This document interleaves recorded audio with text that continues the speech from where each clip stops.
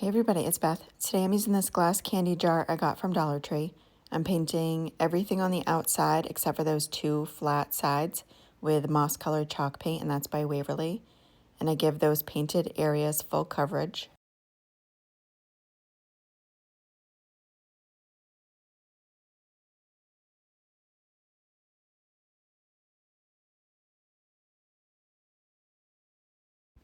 After that paint is completely dry, I'm taking these two 3-inch stencils I got from Amazon as well as pixie spray from Amazon.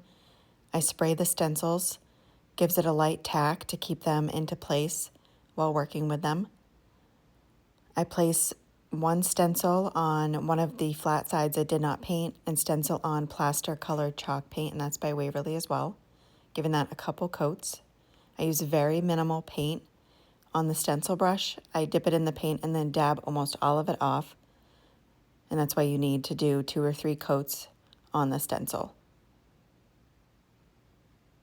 Once I'm done with those, I dry that completely and then cover the entire outside of the jar with the Mod Podge.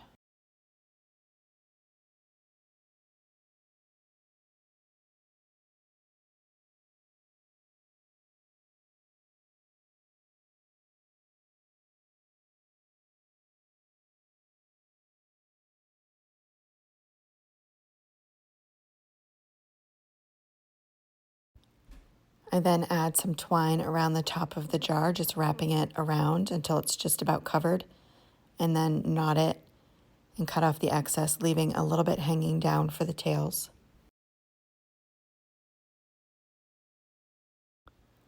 And then I'm taking some pine picks as well as greenery and some berries, and I'm holding it in a bunch in my hand, and I wrap some twine around the top of it, atop of those stems, wrap it all the way down. Once I get to the bottom, I add some hot glue.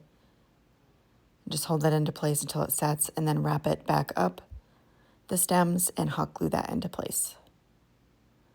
And then I'm taking some fairy lights I got from Amazon, and I put most of them inside the jar, leaving a little bit of excess, and wrap that around the top of the stems where that twine is, and then tuck the battery pack within the bunch.